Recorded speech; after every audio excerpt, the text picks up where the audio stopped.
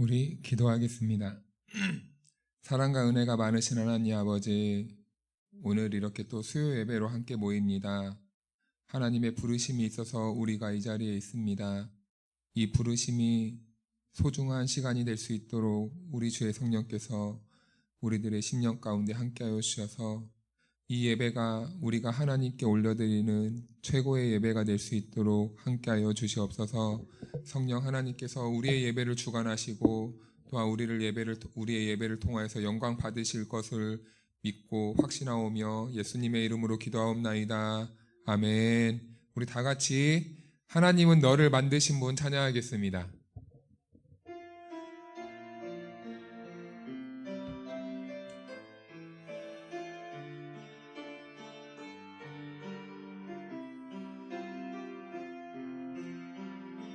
하나님은 너를 만드신 분, 너를 가장 많이 알고 계시며, 하나님은 너를 만드신 분, 너를 가장 깊이 이해하신단다. 하나님은 너를 지키시는 분, 너를 절대 포기하지 않으며, 하나님은 너를 지키신 분, 너를 쉬지 않고 지켜보신단다. 그의 생각 셀 수 없고 그의 자비 무궁하며 그의 성실 날마다 새롭고 그의 사랑 끝이 없단다. 하나님은 너를 원하시는 분, 이 세상 그 무엇 그 누구보다 하나님은 너를 원하시는 분, 너와 같이 있고 싶어 하신단다. 하나님은 너를 인도하는 분, 광야에서도 폭풍 중에도 하나님은 너를 인도하는 분, 푸른 초장으로 인도하신단다. 그의 생각 셀 수 없고 그의 자비 무궁하며 그의 성실 날마다 새롭고 그의 사랑 끝이 없단다. 하나님 너를 만드신 분, 너를 만드신 분, 아멘. 너를 가장 많이 알고 계시며, 하나님은 너를 만드신 분, 너를 가장 깊이 하나님은 너를 지키시는 분, 아멘. 너를 절대 포기하지 않으며, 하나님은 너를 지키시는 분, 너를 쉬지 않고 지켜. 우리 2절로 고백할까요? 하나님은 너를 원하시는 분, 이 세상 그 무엇 있도다. 하나님은 너를 원하시는 분, 너와 같이 있고 싶어. 하나님은 너를 인도. 광야에서도 폭풍 중에도 하나님은 너를 인도하는 분, 푸른 초장으로 인도하시. 아멘. 그의 생각 셀 수 없고 그의 자비 무궁하며 그의 성실 날마다 새롭고 그의 사랑 끝이 없단다. 그의 생각 셀 수 없고 그의 자비 무궁하며 그의 성실 날마다 새롭고 그의 사랑 끝이. 그의 생각 셀 수 없고 그의 생각 셀 수 없고 그의 자비 무궁하며 그의 성실 날마다 새롭고 그의 사랑 끝이 없단다. 그의 사랑 끝이 없단다. 아멘. 할렐루야. 네, 우리 이 시간 손뼉 치며 찬양하겠습니다.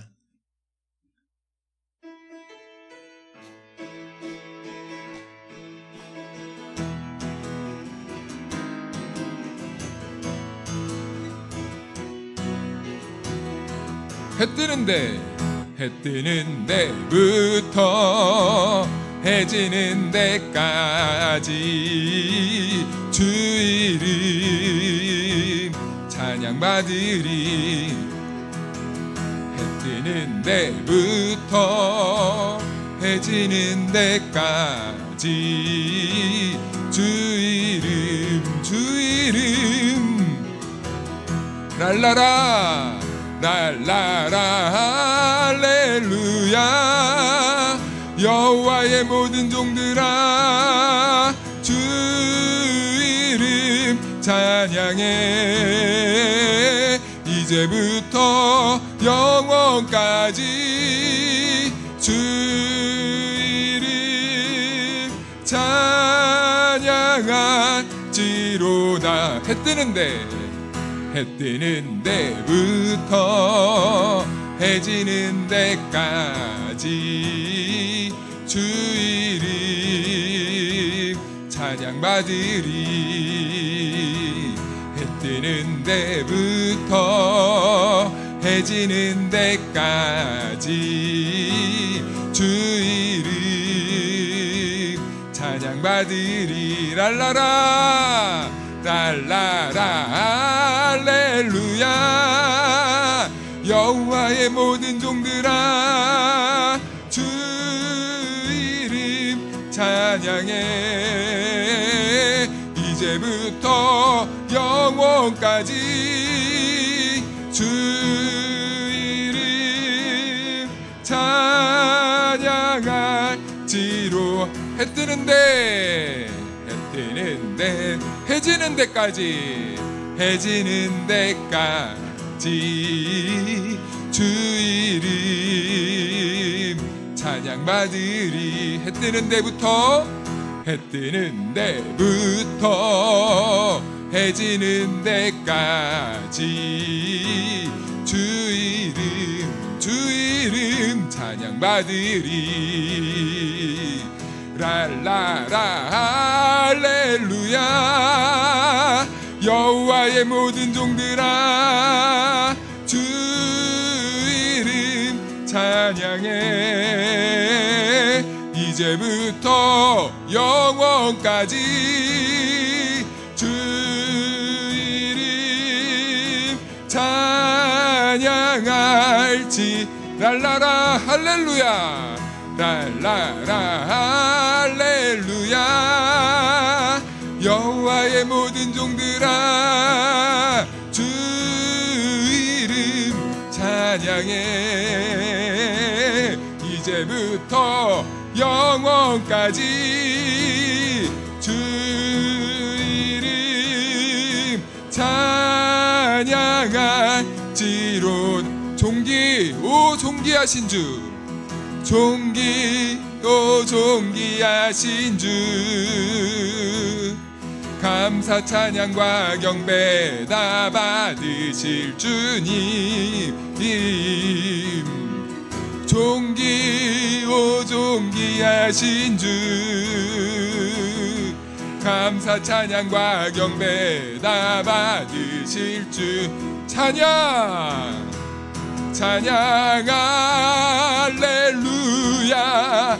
보좌 위 어린 양께 우리 경배하며 영광 돌리네. 오 할렐루야. 우리와 함께 영광 주는 승리의 용사 또 만유의 주. 한 번 더 존귀 존귀 오 존귀하신 주. 감사 찬양과 경배 다 받으실 주님. 존귀 오 존귀하신 주. 감사 찬양과 경배 다 받으실 주님. 찬양 찬양 할렐루야. 보좌 위 어린 양께 우리 경배하며 영광 돌리네. 오 할렐루야. 우리와 함께 영광 주는 승리의 용사 또 만유의 주. 찬양 할렐루야. 찬양 할렐루야. 보좌 위 어린 양께 우리 경배하며 영광 돌리네. 오 할렐루야. 우리와 함께 영광 주는 승리의 용사 또 만유의 주님. 우리 하나님께 영광의 박수 올려드립시다. 네.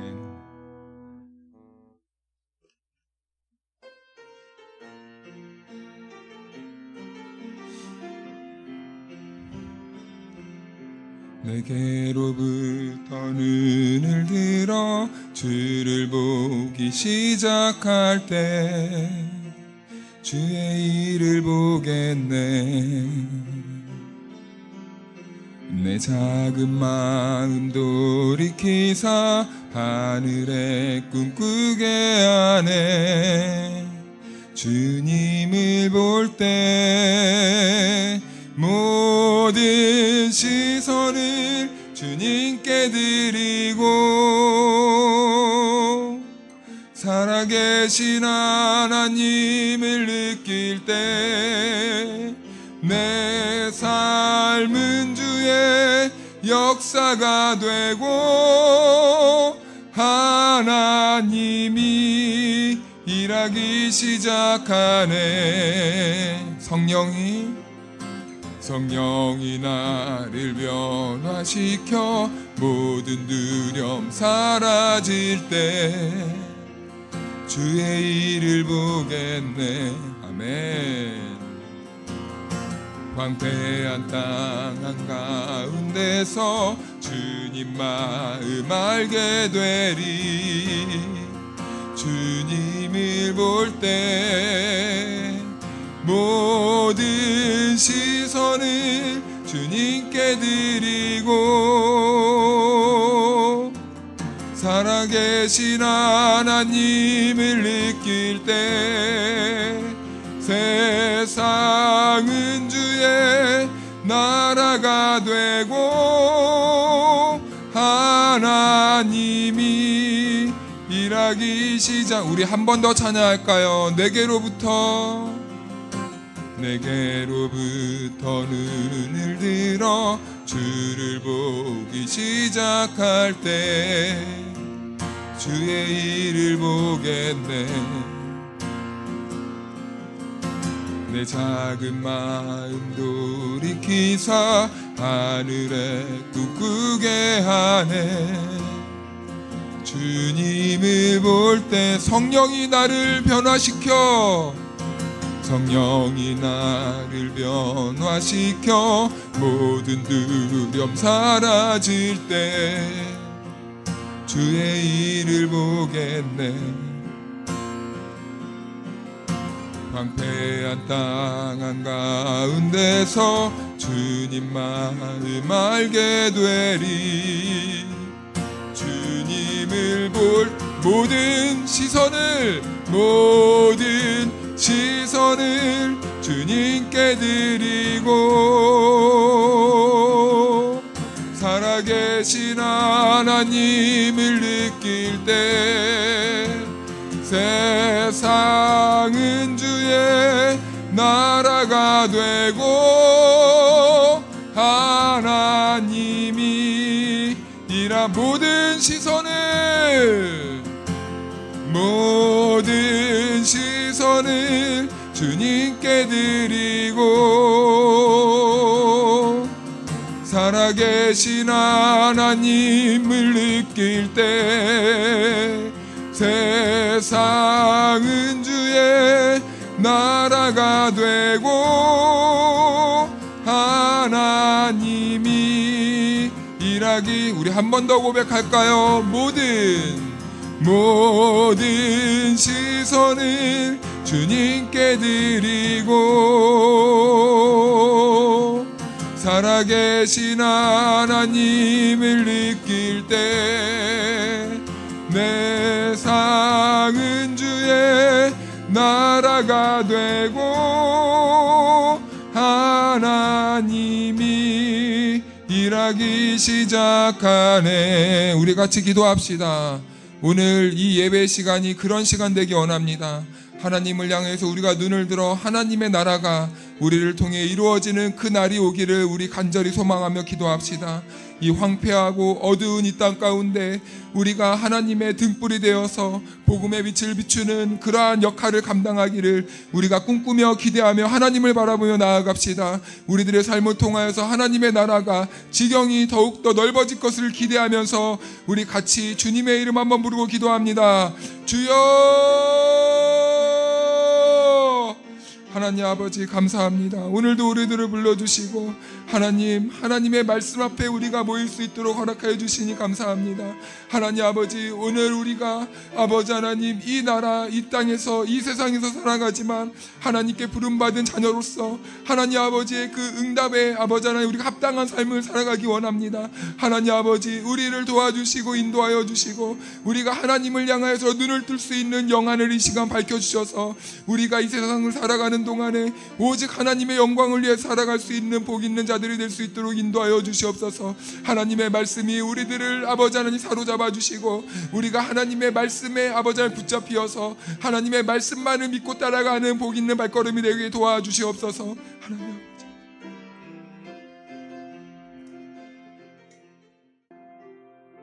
사랑과 은혜가 많으신 하나님 아버지, 오늘 수요 예배로 우리들을 모아주시니 감사합니다. 하나님의 뜻과 하나님의 계획이 있어서 우리들을 이 자리로 부르신 줄로 믿습니다.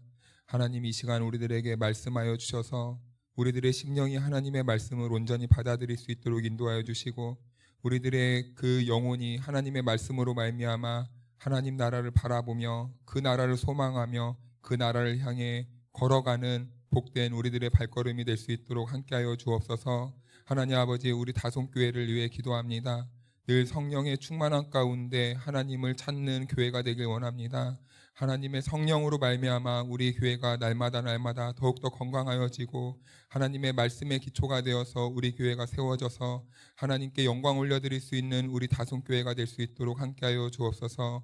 그래서 우리 교회가 이 지역에 소문나는 교회가 되게 하시고 하나님의 거룩한 빛을 비추는 교회의 사명을 감당하여서 믿지 않는 자들이 우리 교회로 날마다 더해지는 그런 은혜가 있게 하여 주옵소서. 하나님 아버지, 마지막 때를 살아가고 있습니다. 우리의 신앙을 더욱더 겸비하여서 하나님 앞에 올바로 설 수 있는 믿음의 사람들이 될 수 있도록 성령 하나님 함께하여 주시고 우리가 늘 성령 하나님의 그 인도하심에 따라 성령 충만하여서 주어진 삶을, 주어진 사명을 잘 감당하며 살아가는 우리 모두가 될 수 있도록 함께하여 주옵소서. 하나님 아버지, 우리 다솜교회 공동체 성도 한 사람 한 사람을 위해 축복하며 기도합니다.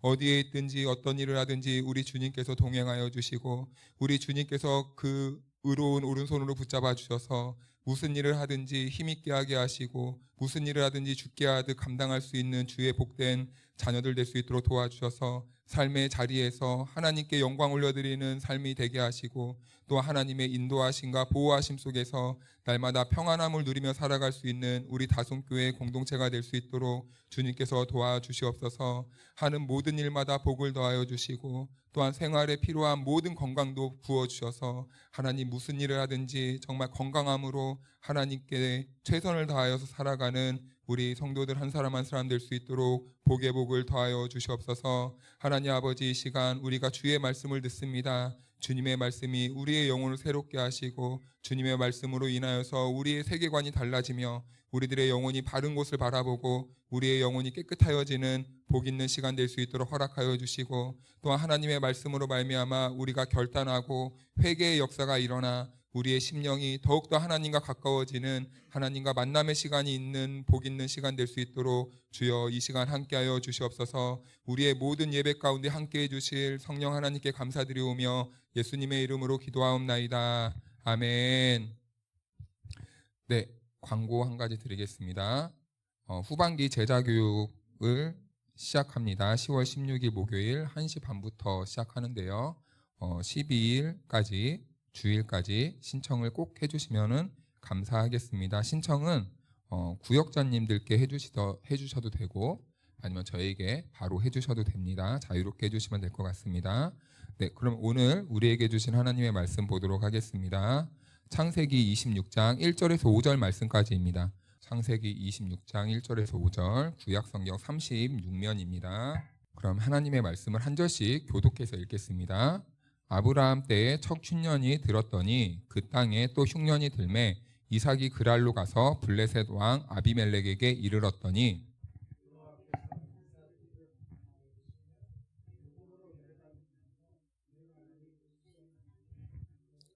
이 땅에 거류하면 내가 너와 함께 있어 내게 복을 주고 내가 이 모든 땅을 너와 내 자손에게 주리라.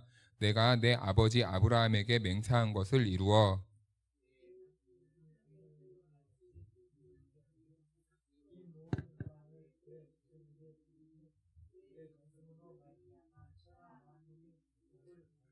같이 읽겠습니다. 이는 아브라함이 내 말을 순종하고 내 명령과 내 계명과 내 율례와 내 법도를 지켰음이라 하시니라. 아멘.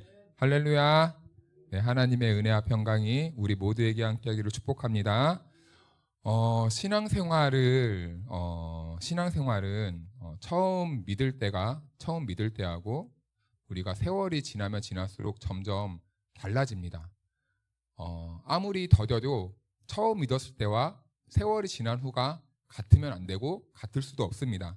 젊었을 때가 다르고 노년기에 접어들 때가 신앙생활하는 건 다 다른 것 같습니다. 똑같은 하나님의 말씀을 보더라도 그 시기에 따라 어떠한 상황에 따라 하나님의 말씀의 그 의미와 뜻이 사뭇 다르게 경험되게 됩니다. 그것을 우리는 보통 말할 때 성장 또는 변화라고 말하고 또 긍정적인 의미에서는 성숙이다라고 이렇게 말을 합니다.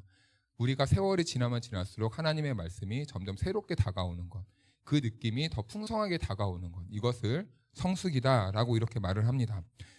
그래서 바라기는 우리 성도들은 날마다 하나님의 말씀을 읽을 때에 그 말씀의 의미가 더 풍성하게 다가오기를 축복합니다. 그래서 우리가 하루하루 살아가는 그 삶의 순간에서 하나님의 말씀을 먹고 그리고 하나님의 말씀을 누리고 하나님의 말씀과 동행하며 살아갈 때에 우리가 이전보다 어제보다 더 풍성한 은혜로 우리의 영혼이 행복하여지고 우리의 영혼이 살도 찌고 우리의 영혼이 만족함을 누리기를 축복합니다. 오늘 본문에서는 첫 번째 이상한 점이 나옵니다. 그 본문의 내용은 뭐냐면 아버지가 겪었던 일을 아들 이삭이 똑같이 행동을 해요. 아버지가 했던 거짓말을 이삭이 하고 이삭의 연약한 모습이 아브라함의 모습과 똑같이 이렇게 발견되는 것을 우리는 보게 됩니다. 아버지나 아들이나 인생을 살아가면서 똑같이 실수하고 넘어지는 모습을 보여주고 있는 것이죠. 우리는 여기에서 하나님의 말씀의 의도가 무엇인지 그리고 하나님의 마음은 무엇인지 또 하나님은 이런 인생을 향해서 어떤 표정을 짓고 있는지 우리는 하나님의 표정을 잘 읽어낼 수 있어야 돼요. 제가 가끔 말씀을 이렇게 전하다가 하나님의 표정을 봐야 됩니다. 하나님의 얼굴 표정을 봐야 됩니다. 라고 이렇게 말씀드릴 때가 있는데 이 말씀을 하시면서 하나님이 어떠한 표정으로 우리들에게 말씀하실까 그런 것을 우리가 상상하면서 우리가 이해한다면 하나님의 말씀이 조금 더 입체적으로 살아있는 말씀으로 다가오게 되는 것입니다. 그래서 왜 성경은 하나님의 말씀은 이런 인간의 연약함이라든지 인간의 실수라든지 인간의 이런 연약한 모습들을 굳이 기록하지 않아도 되는데 왜 이렇게 적나라하게 하나님의 말씀은 그것도 아버지가 했던 실수를 아들이 똑같이 반복하는에도 불구하고 그것을 계속해서 보여주고 있는가? 그런데요, 이유는 단 하나입니다. 사실은 성경에서 말하고 싶은 것은 이게 바로 인간의 실존적인 모습이다라는 겁니다. 인간의 어쩔 수 없는 연약한 모습을 이렇게 반복되는 죄의 이런 모습일지라도 그대로 보여주고 여과 없이 보여주는 것은 인간인 우리가 그런 존재야 라는 것을 말씀해주고 있는 것이죠. 사실은 우리만 해도 그렇습니다. 우리가 오늘 새벽에 오늘 아침에 잠깐 눈 떠서 기도해서 우리가 결단해도 무너지는 게 우리고 어제 결단한 것도 지키지 못하는 게 우리고 한 주 전, 한 달 전 그리고 우리가 새해 처음으로 한번 돌아가 볼까요? 제가 올해 12월 31일 송구 영신 예배부터 왔는데 그때 우리가 함께 결단한 내용들 잘 지키고 계십니까? 우리는 돌아보면 사실은 잘 하고 있는 것 같은데 또 우리들의 모습을 오밀조밀 잘 이렇게 섬세하게 들여다보면은 사실 하나님 앞에 우리는 부끄러운 모습만 항상 보이게 됩니다. 매일 동일한 일을 반복하고 있고 또 죄를 범하고 있는 게 바로 우리들의 연약한 모습인 거죠. 그리고 우리가 기도 제목으로 매일 힘들어서 이렇게 괴로워서 기도를 해도 그 기도의 모습이 바로 이 우리의 모습이라는 거죠. 우린 날마다 어떤 기도를 합니까? 하나님 힘듭니다. 도와주십시오. 저 인간 어떻게 합니까? 저에게 이런 죄악이 있는데 어떻게 이걸 해결해야 됩니까? 이런 문제들이 있는데 어떻게 해야 될까요? 우리들은 늘 이런 모습으로 기도를 합니다. 연약한 모습 속에 있는 것, 괴로움 속에 있는 것, 이런 저 한정적인 이런 세상을 살아갈 수밖에 없는 이런 우리들 연약한 모습이 바로 인간이다라는 것입니다. 그렇다면 우리는 어떻게 하나님께 온전히 나아갈 수 있는가? 우리는 하나님 앞에 온전히 나아가야 됩니다. 그런데요, 우리는 한 가지 우리가 착각하면 안 되는 것이 있습니다. 온전히와 완전히는 다르다라는 것입니다. 우리는 이 온전함을 완전함으로 착각할 때가 있어요. 이 완전함이라는 것은 우리가 하나님 앞에서 흠이 없고 티가 없는 완벽한 의인으로서 나아가야 된다는 것이 완벽함입니다.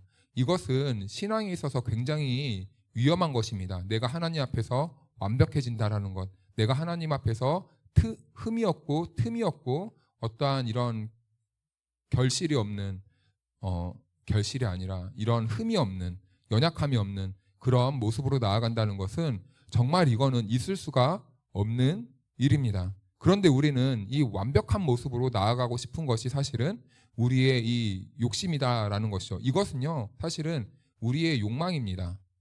하나님 앞에서 죄라는 것이죠. 교만이라는 겁니다. 이 세상에는 의로운 분은 하나님 한 분밖에 없다는 것을 우리는 잘 알고 있어요. 그런데 우리는 무의식적으로 계속 이 신앙의 이 결백증 때문에 죄 하나 지으면 세상이 무너지는 것처럼 이렇게 물론 죄를 짓는 건 안 좋은 거지만 인간은 연약해서 죄를 지을 수밖에 없는데 그런 나의 연약함을 인정하지 않고 오히려 그 연약한 모습으로 하나님께 나아가는 것보단 오히려 이것을 정말 이 경멸하고 못 견디하고 그리고 남의 죄를 자꾸 이렇게 드러내고 이런 것들이 사실은 완벽주의거든요. 이것은 우리가 하나님 앞에서 올바른 태도가 아니다. 우리는 완전함이 아닌 온전함으로 나아가야 된다라는 것입니다. 그렇다면 이 온전함이란 무엇인가? 하나님을 향한 방향성을 말하는 겁니다. 우리의 삶은 연약해서 흐트러질 수밖에 없어요. 그런데 온전한 태도는 뭐냐면 그럼에도 불구하고 내가 하나님을 향해서 고개를 돌리고 있는 것입니다. 그러니까 연약하지만 실수는 하지만 넘어지지만 그럼에도 다시 일어나서 하나님을 바라보는 그 태도를 말한다는 것이죠. 그것이 바로 성경에서 말하는 온전함이다라는 것입니다. 그래서 우리는 늘 연약하고 부족하며 못난 삶을 살아가고 있지만 그럼에도 불구하고 하나님을 바라보고 의지하는 삶을 사는 것입니다.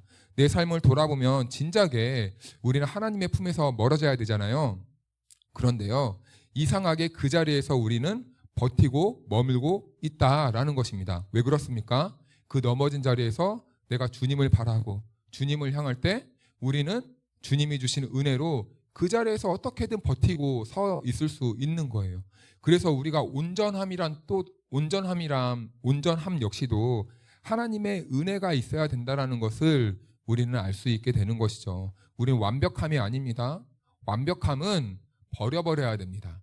완벽함 때문에 망조가 납니다. 우리 가정도 완전히 망해요.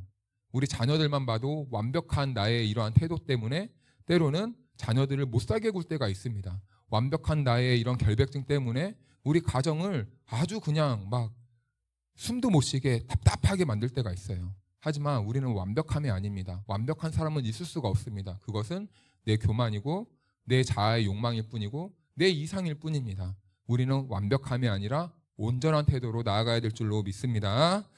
그래서 이것이 하나님의 은혜이고 기적이다라는 것입니다. 그러므로 온전함은 완벽함을 갖춘 모습이 아니라 그럼에도 불구하고 우리가 하나님을 향해서 내 시선을 고정시키고 있는가, 이 싸움이다라는 것이죠. 그리고 하나님은 우리가 아무리 실수를 해도요, 단 한 번도 우리를 내치거나 밀어낸 적이 없습니다. 우리가 실수를 해도 우리 주님은 날마다 두 팔 벌려 우리를 향해서 받아줄 준비를 하고 있겠죠. 우리가 완벽한 하나님께서 우리에게 완벽을 요구하신다면 항상 팔짱 끼고 우리를 지켜보고 계시겠죠. 그렇죠? 잘하면은 그래 이리 와라 쓰다듬어주고, 못하면은 이런 하나님은 아니지 않습니까? 잘하거나 못하거나 상관없이 우리 주님은 여전히 우리를 안아주시고 품어주실 그 준비를 하고 계시다라는 것이죠. 그래서 우리가 그 하나님을 바라보는 것이 너무 중요합니다. 우리의 신앙생활할 때 그 하나님을 바라보고 그 하나님을 우리가 인식하며 살아간다는 것은요, 우리의 신앙생활에 정말 전혀 다른 이런 모습이 나타나는 거거든요. 그래서 우리 5절을 한번 읽어보겠습니다. 같이 시작. 이는 아브라함이 내 말을 순종하고 내 명령과 내 계명과 내 율례와 내 법도를 지켰음이라 하시니라. 아멘. 네, 하나님이 이삭에게 하시는 말씀이거든요. 하나님께서 이삭에게 복을 주겠다라고 하면서 이 말씀을 하시는 말씀인데 우리는 이 말씀을 오해해서 읽으면 안 됩니다. 가만 보면은 이거 자칫 잘못하면요, 아브라함이 잘해서 이삭이 복을 받는 것처럼 느껴져요. 이는 아브라함이 내 말을 순종하고 내 명령과 내 계명과 내 율례와 내 법도를 지켰기 때문에 내가 너에게 복을 준다, 이렇게 이해할 때가 있거든요. 그런데 이것은요, 절대 그런 말씀이 아닙니다. 이것은 아브라함이 잘해서 이삭에게 복을 주는 게 아니라요, 우리는 이 원칙을 항상 이해해야 됩니다. 이 신앙이라는 것은 아버지의 신앙을 내가 물려받아서 내가 구원받는 건 아니잖아요. 철저히 은혜 받고 구원받는 것은 하나님과 나와의 1:1 관계입니다. 아버지가 나에게 선한 영향력은 보여주고 삶의 모델은 될 수 있지만 그 아버지의 신앙이 유전되는 건 아니에요. 전가되는 건 아닙니다. 그래서 우리는 이거는 철저하게 우리가 잘 생각해야 됩니다. 그래서 헌금할 때도 물론 그 감사한 마음에 자녀를 위해서 이렇게 헌금하는 것도 마땅하지만 그것은요, 자녀의 헌금이 아닙니다. 그것은 내 만족으로 드리는 헌금일 뿐이에요. 1:1 신앙이라는 것은 자기가 은혜 받은 것을 자기가 하나님께 드리는 게 그게 온전한 헌금입니다. 그래서요, 헌금하실 때 웬만하면 자녀의 이름으로 하지 마십시오. 내 이름 쓰고 자녀를 위해 이렇게 해주신 거 감사합니다. 제목 쓰면 됩니다. 네. 이것은요, 전가되는 그런 차원이 아니다라는 거예요. 그래서 이것은 스스로가 하나님께 나와야지 은혜 받고 복 받고 천국 가는 것이지, 부모가 아무리 헌금 많이 하고 부모가 신앙생활 열심히 한다고 해서 자녀가 구원받고 천국 가는 건 아니다라는 거예요. 이거는요, 사실은 천주교에서 말하는 이런 논리죠. 우리는 이런 신앙을 갖지 않습니다. 그래야 그 자녀가 하나님의 은혜로 구원받고 하나님의 복을 충만하게 누리는 그런 삶을 살게 되는 것이죠. 그래서 5절 말씀은요, 매우 중요합니다. 왜냐하면 아브라함은 지금까지 하나님의 법도나 계명이나 율례를 지킨 적이 없거든요. 항상 이 아브라함은 넘어지고 쓰러지고 실수하고 자빠지고 울고불고, 하나님이 말을 안 들으니까 침묵하고, 그러다가 어떻게 하나님이 잘 인도해서 모리아산에서 아들 한 번 이렇게 드리는 것으로 그의 믿음이 인정받는 그러한 모습을 보입니다. 그렇다면 이 순종의 모습을 보여주었는데 이것은 어떤 의미인가? 이런 말이죠. 이삭에게 지금 아버지 아브라함의 이런 말씀을 해주시는 것은 이런 비유적인 말입니다. 그렇게 연약하고 실수 많고 항상 넘어졌던 아브라함을 내가 지금까지 인도했듯이 너도 지금 아버지와 똑같은 실수를 범하고 있는데, 그런 아버지를 인도했듯이 나도 내가 너에게도 동일한 은혜로 인도할 거야 라는 이런 메시지가 들어가 있는 것이죠. 지금 이삭에게는 앞으로 내 방법과 뜻으로 이끌어갈 것이라는 그 모델로서 지금 자기 아버지를 이렇게 보여주고 있는 것입니다. 너의 아버지를 내가 이렇게 인도했으니 동일하게 너에게 동일한 은혜로 내가 앞으로 너의 인생에 개입해서 아브라함을 은혜로 인도했듯이 내가 너의 인생을 은혜로 책임지겠다라는 그런 말씀입니다. 하나님께서는 이삭에게 드러난 그의 약함과 추함과 실수가 드러나서 너에 대해서도 스스로 고통스럽고 좌절도 크겠지만 그럼에도 불구하고 내가 너를 은혜로 이끌어 가겠다. 걱정하지 마라. 너의 아버지를 이끌었듯이 내가 너를 책임지겠다. 라는 이러한 약속을 지금 해주시는 것이죠. 자, 그렇다면 지금 하나님께서는 실수하고 그리고 넘어진 이삭을 향해서 누구를 바라보고 의지해야 된다는 것을 가르쳐주고 계시는 겁니까? 하나님을 바라보고 나를 바라보고 의지해야 된다라는 것을 가르쳐주고 있는 거예요. 그 누구도 바라보아서는 안 된다라는 겁니다. 그래서 지금부터는 이제 자기 아버지를 인도하신 그 하나님을, 이삭은 그 하나님을 믿고 바라보는 그 신앙으로 살아가야 되는 거예요. 그리고 한 가지 더 생각해 볼 것이 있는데, 그것은 아브라함에게 주셨던 이 메시지하고 이 이삭에게 주셨던 이 메시지가 서로 다르다라는 것입니다. 먼저는 하나님이 아브라함을 다루셨던 그 방식과 이삭을 다루는 그 방식이 다르거든요. 2절 말씀 한번 볼까요? 2절 한번 같이 읽어보겠습니다. 시작.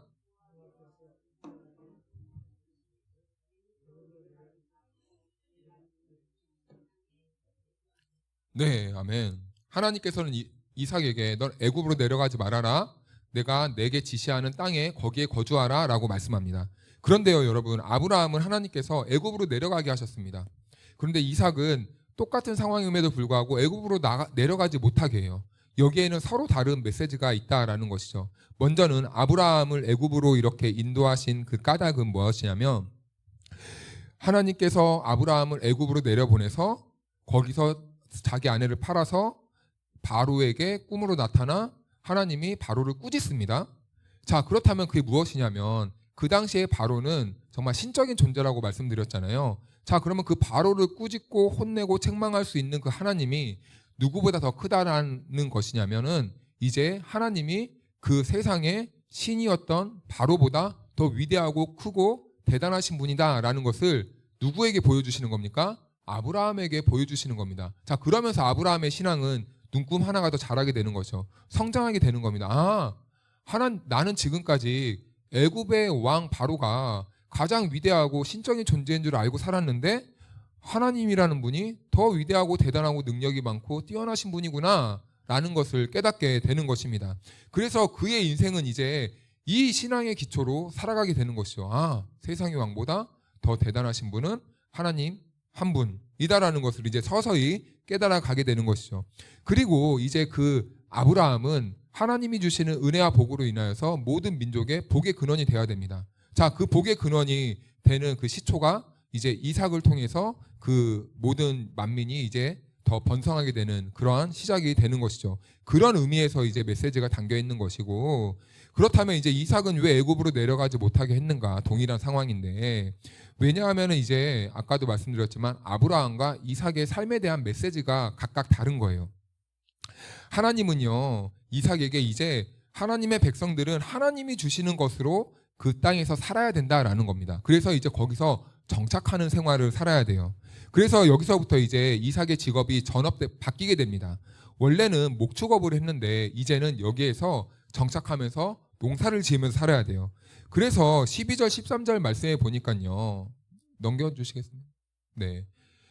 농사를 지었는데 100배의 복을 얻었다라고 이렇게 말씀을 해주십니다.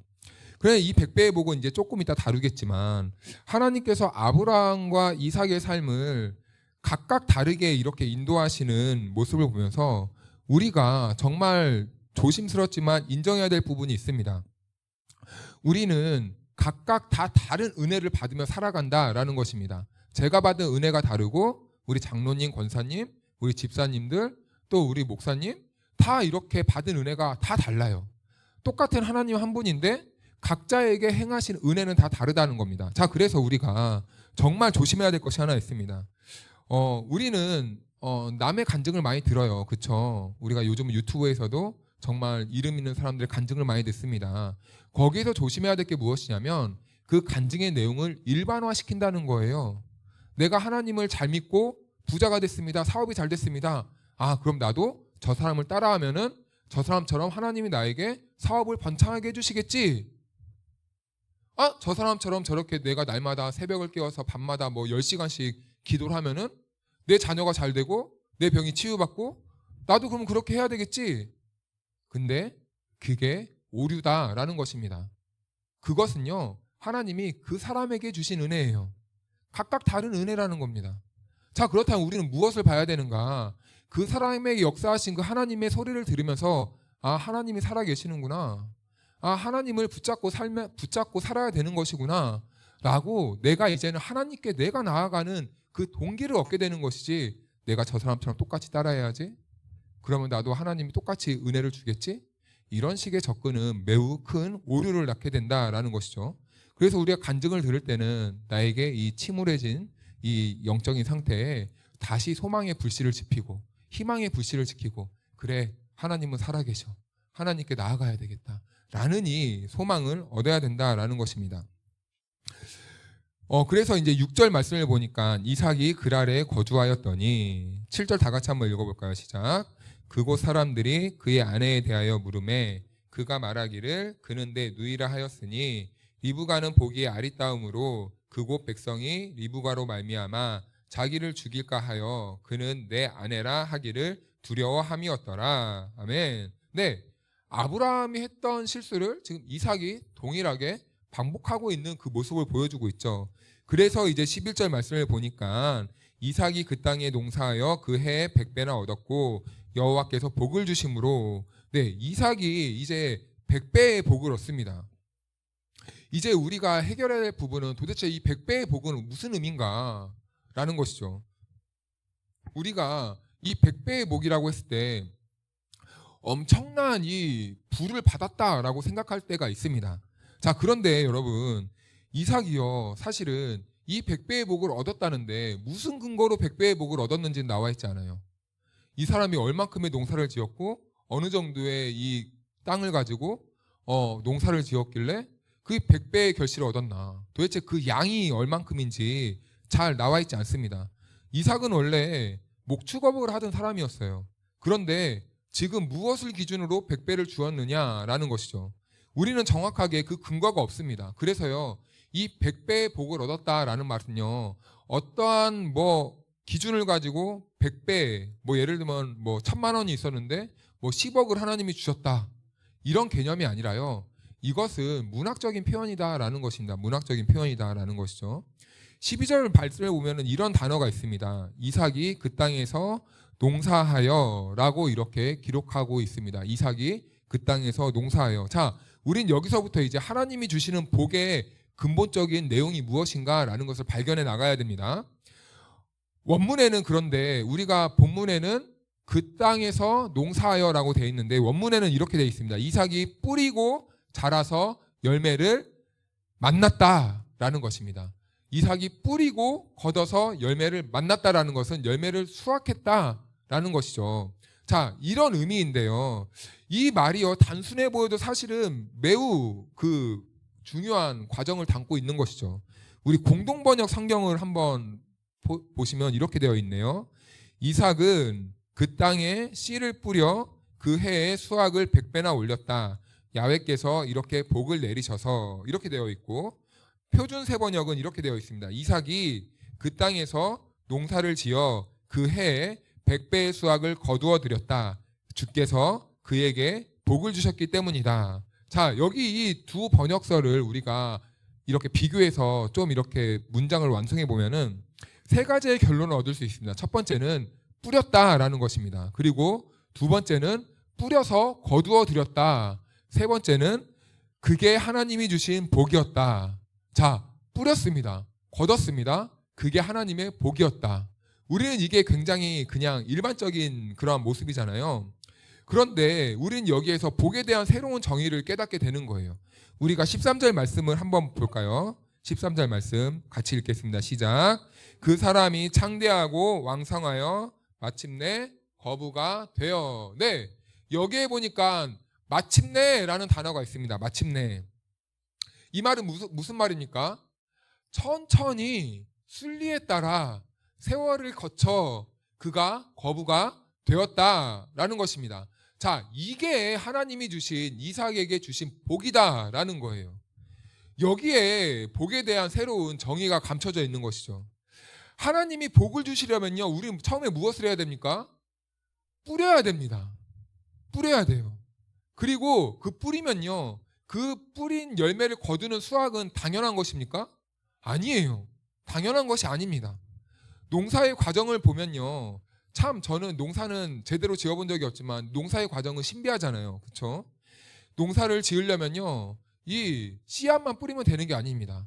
햇볕도 있어야 되고 바람도 있어야 되고 비도 와야 돼요. 그리고 가라지가 자라면 그거 가라지도 뽑아줘야 됩니다. 그리고 회충이 달라들지 않도록 뭐 약도 쳐야 되지만 옛날에는 일일이 하나씩 손으로 다 제거해 줬어요. 곤충도 없어야 돼요. 이 모든 과정들을 겪어내려면요, 또 무엇이 필요하냐면요, 밤낮 잠 못 이루는 이 농부의 애타는 마음도 그 세월에 녹아져 있다라는 것이죠.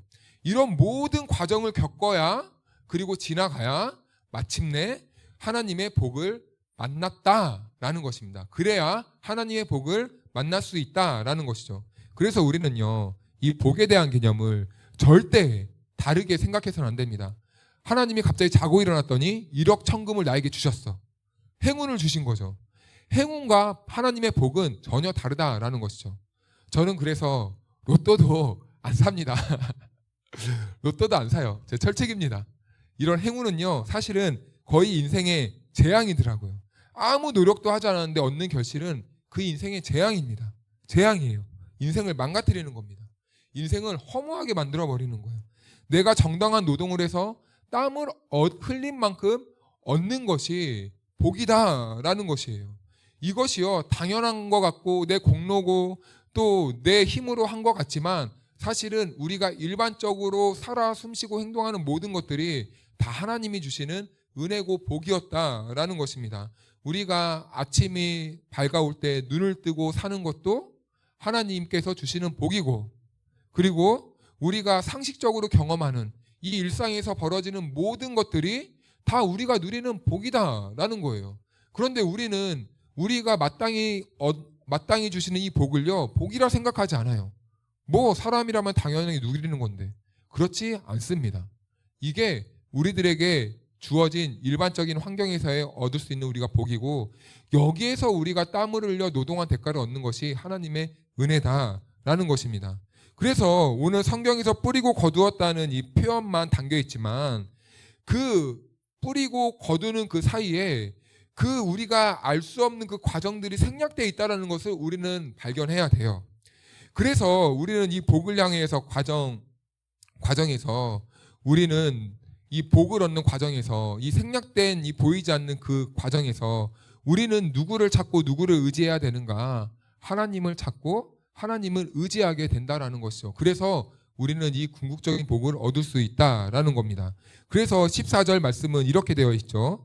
양과 소가 떼를 이루고 종이 심이 많음으로 블레셋 사람이 그를 시기하여.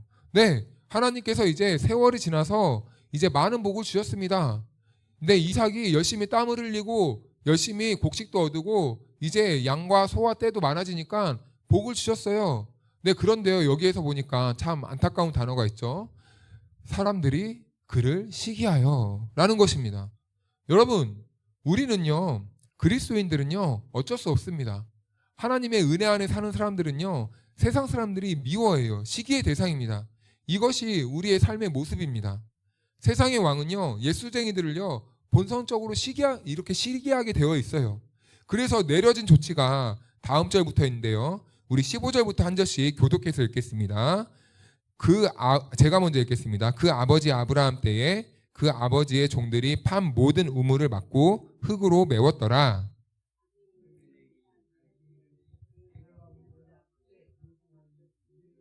함께 읽겠습니다.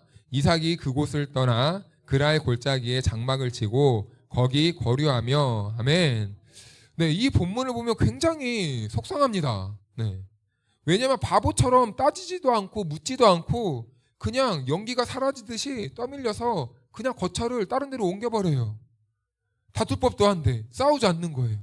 그런데 여러분, 이삭이 바보였을까요? 아닙니다. 이삭이 힘이 없었을까요? 아닙니다. 이삭이 그냥 맹했을까요? 아닙니다. 이삭은요, 굉장히 부지런한 사람이었어요. 이삭은요, 하나님께서 이 맡겨주신 일을 감당하는 거 보면요, 보이지 않지만 그의 모습과 그의 흔적들을 찾아볼 수 있습니다. 그는 열심히 땀 흘려서 일하는 사람이었어요. 성실한 사람이었어요. 매우 책임감도 강한 사람이었습니다. 그런데 그가 바보여서 이 자리를 빼앗겼을까요? 아니에요. 여기에서 우리는 기독교인들의 정말 보석과 같은 삶의 태도를 발견할 수 있게 되는 겁니다. 여러분, 기독교인들은요, 절대 싸우지 않습니다. 싸우지 않아야 됩니다. 싸우지 않는 것이 하나님이 우리를 향한 뜻이다라는 거예요. 싸움과 다툼은요, 기독교인들의 이 본질적인 모습이 아닙니다. 이 다툼의 본질은 어디에 누가 주는 겁니까? 사단 마귀가 주는 거예요. 우리를 갈라치게 하려고 다툼을 일으키는 겁니다. 우리 공동체를 깨려고 우리들에게 분노를 유발시키는 겁니다. 우리 가정을 파괴하려고 우리들에게 미움과 시기와 질투와 다툼을 계속해서 밀어 넣어주는 겁니다. 그래서 다툼과 싸움의 근본은 마귀예요. 하나님은요, 우리들에게 다투라고 말씀하지 않았어요. 그런데 우리가 다투는 이유는 우리 안에 죄의 본성이 남아있기 때문입니다. 그 사단이 우리의 죄의 본성을 자꾸 자극시키기 때문입니다. 너가 여기서 밀리면 안 되지, 너가 지면 안 되지, 너의 자존심을 지켜야지, 너의 뜻이 바르게 세워져야지, 이런 것들을 자극하는 거예요. 우리의 자존심을 자극하는 거예요. 그래서 우리에게 다툼을 일으킨다라는 것입니다. 하지만 그리스도인들은요, 우리가 싸워서 이기는 것보다 더 소중한 가치로 살아갑니다. 싸워서 이기는 것이 아니라 우리는 예수님처럼 그냥 져버리는 겁니다.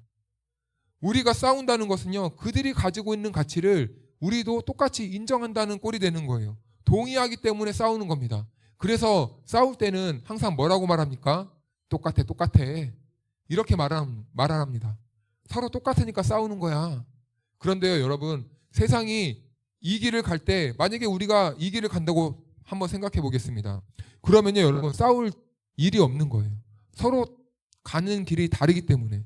그런데요, 우리도 그리스도인이라고 하지만 우리가 다투는 이유는 나도 이 길을 원하거든요. 우린 예수 믿으면 복 받는다고 말을 하지만 사실은 우리 마음에는 나도 세상에서 얻고 싶은 복을 누리고 싶은 거거든요. 돈도 갖고 싶고 명예도 갖고 싶고 자존심도 지키고 싶고 내가 저 사람보다 더 잘 나가고 싶고, 이러니까 저 사람이 나를 자극하면은 내가 그걸 못 이기고 분노하고 싸우고 비판하고 욕하고 뒷담화하고 이런 말도 안 되는 이런 일들이 우리 세상에서 벌어지게 된다라는 것입니다. 그래서 우리는 다툼을 멈춰야 되는 거예요. 우리가 가는 길은 다른 길이기 때문에. 세상은 다툼의 길을 갈지라도 우리는 평화의 길을 가는 사람들이기 때문에 그래, 너네들은 그렇게 살아라. 나는 내 길을 간다. 이런 말이 있죠. 개야, 뭐죠? 기차가 지나갈 때 개가 짖는다고 하네요. 개야, 넌 짖어라. 나는 간다. 기차는 간다. 네. 그래서 우리 그리스도인들은 또 한 가지 유념해야 될 게 있습니다. 겸손해야 될 때도 항상 우리는 잘 물러나야 합니다. 겸손하게 물러날 때도 잘 물러나야 합니다. 마지못해 물러나잖아요. 아유, 알았어. 니 잘났다. 내가 그냥 떠날게 하면요, 더 약이 바짝 오르는 거예요. 마지못해서 내가 져주는 척 하잖아요. 더 약이 오르는 겁니다. 그러면 더 공격의 대상이 돼요. 제가 나 무시하네. 더 분노가 나는 겁니다. 그래서 우리는 물러나는 것도요, 정말 우리는 잘해야 됩니다. 정말 겸손하게, 진심으로. 그래, 당신은 이렇게 사십시오. 저는 더 좋은 곳을 향해 갑니다. 정말 전심으로 우리가 그 자리를 물러나 줘야 되는 겁니다. 그래서 우리는 때로는 억울하지만요, 예수님처럼 사실은 당하는 인생을 살 수밖에 없는 거예요. 그것이 예수님의 남은 고난에 우리의 삶을 채우는 삶의 방식입니다. 예수님의 고난을 따라가는 그리스도인들의 멋있는 삶의 모습이다라는 것이죠. 그래서 어떤 분은 이렇게 말합니다. 당하는 것이 믿음이다. 네. 왜 그렇습니까? 우리가 당할 때 그 당함의 결론과 그 모든 주권을 누구에게 맡겼다라는 겁니까? 하나님께 맡겼다라는 겁니다. 내가 억울해도 하나님 아시죠? 저는 그럼에도 불구하고 주님이 가신 그 길을 걸어갑니다. 하나님께 맡기고 걸어가는 것이 바로 믿음이다라는 것이에요. 그래서 하나님이 살아계시고 우리의 삶 구석구석에 개입하시는 그 하나님께 나의 모든 인생과 그리고 감정까지도, 나의 생각까지도 하나님께 맡겨드리는 것이 믿음이다. 그런 차원에서 내가 당하는 것도 믿음이다라고 이렇게 말합니다. 그래서 이삭은 물러나요. 그리고 18절 말씀을 같이 한번 읽어볼까요? 시작.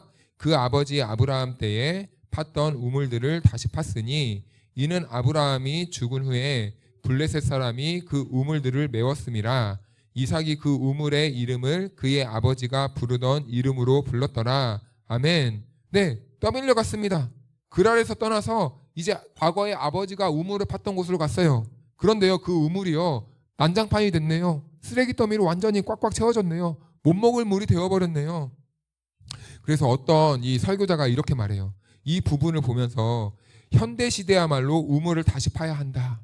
이삭이 그 아버지가 팠던 그 우물에 그 다시 메워져 있는 그 쓰레기더기를 다시 꺼내는 것처럼 현대시대에는 다시 그 우물을 파야 된다라고 이렇게 말을 합니다. 온갖 쓰레기로 샘의 줄기가 막혀 있었습니다. 그래서 그 우물도 이제는 아무도 먹을 수 없는 그 우물이 되었다라는 거예요. 그런데 놀랍게도 그 이삭이 그 죽어있던 우물을 다시 파내서 새로운 생명이 깃드는 그 생명이 있는 그 우물로 다시 재탄생시켰다라는 겁니다. 이것을 우리가 해석할 때 어쩌면 지금 뭐 이 시대에는요, 지금 한참 이 기독교 초기 시기 그 선배들, 그 세대들의 그 신앙은 무엇이었습니까? 오직 일사각오였습니다. 오직 주를 위해서 내가 죽으면 죽고 살면 살리라 라는 그런 단순하고 담백한 신앙의 논리를 가지고 살아왔어요. 그런데요, 오늘날 우리는 너무 많이 해석이 많이 들어가고 있습니다. 너무나 많은 이러한 하나님의 말씀을 해석하려는 시도들이 너무나 많아요. 그래서요, 우리가 뭐 꼭 이렇게 해야 돼? 이런 말씀은 이게 아니잖아. 이렇게 이해하는 게 더 오늘 현실에 맞아 라는 이 정말 알지도 못한 논리와 복잡한 구조들을 덧대어가지고 하나님의 이 말씀들을 정말 어렵게 만들었습니다. 그래서요, 우리는 이 과거의 선배들이 정말 잘 읽어놨던 그 생명의 터전, 그 신앙의 기초를 우리가 다시 발견해야 된다라는 것이죠. 다시 순수하게, 담백하게, 때 묻히지 않고 이것저것 양념 치지 않고 그냥 단순하게 하나님 앞에서 하나님만 바라보면서 그렇게 하나님만 의지하면서 살아가야 된다라는 것이죠. 우리는 복잡한 신앙생활을 해서는 안 됩니다. 오직 우리의 가야 될 길은요, 한 길이에요. 예수 그리스도께서 걸어가신 그 길, 희생의 길, 고난의 길, 십자가의 길, 그 길이 좁은 문이고 협착하고 정말 다른 사람이 찾지 않는 그 길일지라도 우리가 그 길을 믿음으로 가야 되는 이유는 그 길 끝에 우리에게는 구원이고 영생이기 때문에 우리는 가는 것이지 않겠습니까? 그런데 우리는 이 좁은 길을 계속 넓히려고 한다는 것이죠. 하나의 예를 들어도 우리가 새벽 예배 같은 경우만 보아도 뭐 꼭 요즘 같은 시대에 새벽 예배 해야 돼? 이렇게 말할 수도 있습니다. 그런데요, 가만히 생각해 보면요, 그 새벽의 첫 시간을 하나님께 드리려고 했던 그 선배들의 마음을 우리가 헤아려 본다면요, 참 이건 소중한 유산의 가치가 있다라는 거예요. 왜냐하면 하나님께 그렇게 집중했기 때문이죠. 그래서 우리가 그 선배들이 했던 그 신앙생활을 다시 회복해서 우리가 담백하고 순수하게 다시 회복하는 것도 나쁘지 않다라는 것입니다. 이삭은 위기와 환란을 만났을 때 그를 살려주었던 것은 아버지가 파놓은 우물을 다시 파는 거였어요. 우리가 오늘날 기독교가 많이 욕을 먹기도 하고 그리고 무너진다고 합니다. 그 이유가 무엇이겠습니까? 본질을 지키지 않아서입니다. 가야 될 길을 가지 않아서요. 자꾸 타협하니까 그렇게 되는 겁니다. 내 상황에 맞춰서 말씀을 해석하고 내 상황에 맞춰서 신앙생활을 하다 보니까 어느 순간 많이 때가 끼고 내 신앙이 혼탁해지고 그러니까 그 물을 먹지 못하는 물이 되어버렸다라는 것이죠. 이삭은 타향살이 속에서 하나님의 약속하신 그 땅에서 천신만고 끝에 마침내 거부가 되도록까지 읽어놓았습니다. 하지만 모든 것을 빼앗겼습니다. 그 당시에 모든 부의 개념은 땅과 우물이에요. 그런데 그 부의 상징인 땅과 우물을 다 빼앗겼어요.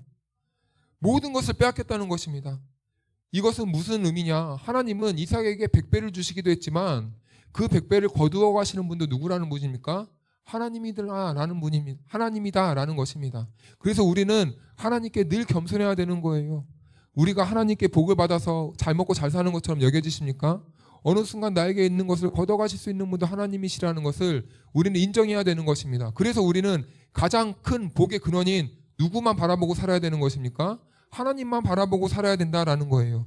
그래서요, 신앙의 위대함이란 이런 겁니다. 내가 있던 것을 없어졌는데 다시 하나님을 찾아서 회복하는 게 신앙의 위대한 사람들이 아니라요, 내가 있든지 없든지 하나님을 찾을 수 있는 그 신앙의 태도가 신앙이 정말 위대한 사람이다라는 것입니다.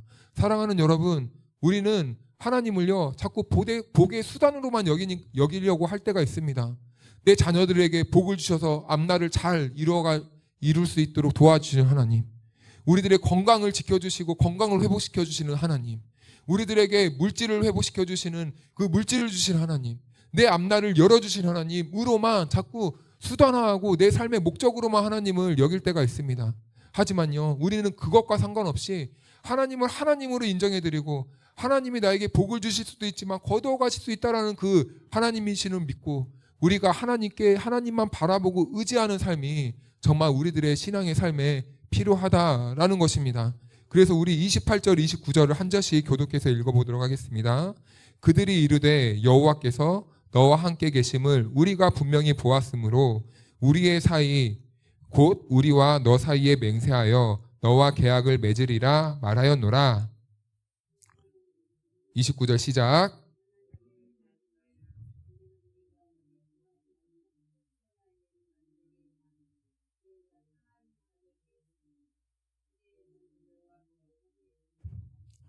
아멘. 네. 참 이게 이삭의 삶에 정말 아름다운 그림을 보여주고 있습니다. 내치고 빼앗았던 그 장본인들이 다시 이삭에게 오는 거예요. 그래서 어떻게 합니까? 화해를 청하고 있습니다. 정말 여러분 하나님의 복 아닙니까? 그러더니 이삭에게 마지막에 뭐라고 합니까? 너는 여호와께 복을 받은 자니라.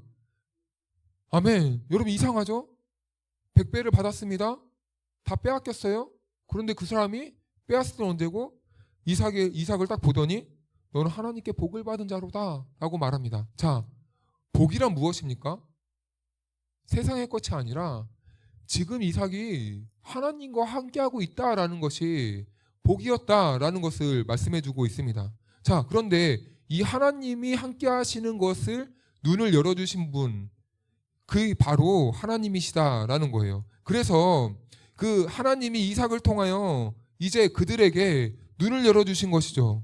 자, 우리는 이것을 무엇이라고 말을 하는가? 나의 삶을 통하여서 믿지 않는 사람들이 하나님에 대해 눈을 열리는 것을 우리는 무엇이라 말을 하는가? 하나님이 영광받았다라고 이렇게 말을 하는 겁니다. 여러분, 우리 인생에 가장 큰 복이 있다면 무엇입니까? 우리가 하나님께서 지으신 그 창조물로서 하나님의 영광을 드러내는 것이 우리 인생에 있어서 가장 큰 복 아니겠습니까? 나의 삶을 통하여서 우리 가정에 우리 자녀들이, 내 남편이, 내 아내가 나를 통하여서 하나님의 형상을 볼 수 있다면 여러분, 그것이 우리가 이 땅에서 존재할 때에 가장 하나님께 복된 도구로 쓰임받는 그런 인생 아니겠습니까? 그런데 이 상을 통하여서 하나님이 드러나시는 그 영광을 지금 받고 있는 것입니다. 이것은요, 하나님께서 정말 우리를 통해서 받고자 하는 최고의 영광을 이삭을 통해 받았다라는 것이죠. 이게 바로 이삭이 하나님 앞에 드릴 수 있는 최고의 복된 삶이었다라는 것이죠. 그 과정에서 이삭의 이런 하나님께 영광 올려드리는 그 삶의 과정 속에는요, 100배의 복을 받는 그 복도 있었고, 그리고 지금 블레셋 사람들에 의해서 그 받았던 복을 빼앗기는 경험도 있었지만 결국에는 이삭의 삶을 통하여서 하나님께서 하나님만 드러나게 되었다라는 것입니다. 사랑하는 여러분, 오늘 우리의 삶이 세상적으로 복을 받을 수도 있고 복을 받지 못할 수도 있습니다. 하지만 그보다 더 고차원적인 복은 무엇입니까? 오늘 이삭과 같이 하나님을 드러내고 하나님의 영광을 나타내는 그 삶이 가장 크고 위대한 복인 줄로 믿습니다. 오늘 저와 여러분들이 그러한 삶을 살아가기를 주님의 이름으로 축원하고 축복합니다.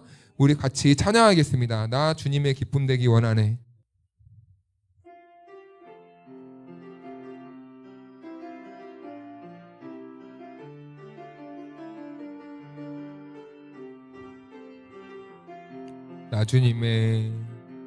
나 주님의 기쁨 되기 원하네. 내 삶 새롭게 하소서. 새 부대가 되게 하여 주사. 주님의 빛 비추게 하소. 겸손히 내 마음 드립니다. 겸손히 내 마음 드립니다. 나의 모든 것 받으소서. 나의 마음 깨끗게 씻어주사. 주의 길로 행하게 하소서. 내가 원하는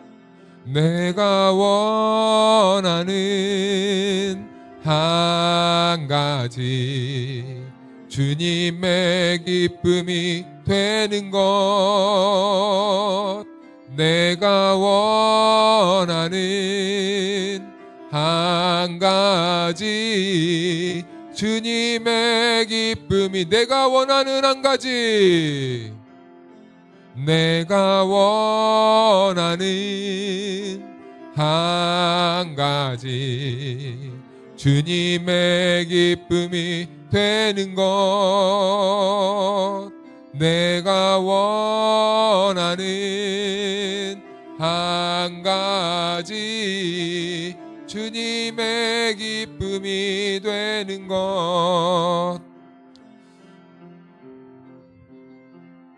하나님, 우리의 삶이 하나님께 영광이 되는 삶이 되기 원합니다. 우리들이 살아가는 동안에 세상의 것을 탐하지 아니하고 오직 하나님의 영광만 드러내는 삶이 될 수 있도록 인도하여 주시옵소서. 우리들의 삶을 통하여서 오직 하나님만 영광 받으시고 우리들의 삶을 통하여서 하나님, 믿지 않는 하나님의 자녀들이 우리들을 통하여서 하나님을 보고 하나님께 돌아오는 은혜가 있길 원하오니 하나님, 우리들의 삶을 사용하여 주셔서 오직 하나님만 영광 받아 주시옵소서. 하나님, 이제는 우리가 집으로 돌아갑니다. 돌아가는 발걸음도 주님께서 함께하여 주시고 우리가 어디에 있든지 우리 주님께서 늘 동행하여 주셔서 하나님, 우리가 주님과 동행하는 삶을 살아감으로 말미암아 주님이 주시는 은혜의 복을 누리며 살아가는 복 있는 주님의 자녀들 될 수 있도록 축복하여 주시옵소서. 지금은 우리 주 예수 그리스도의 크신 은혜와 하나님의 사랑하심과 보혜사 성령님의 교통하심과 충만하심이 어디에서 무슨 삶을 살아가든지 누구와 만나든지 어떤 일을 하든지 어떤 상황 속에 있든지 오직 하나님만 드러내기를 결단하는, 하나님께 영광 올려드리며 살아가기를 결단한 주님의 자녀 한 사람 한 사람 위에 영원토록 함께해 주시기를 간절히 축원하옵나이다. 아멘.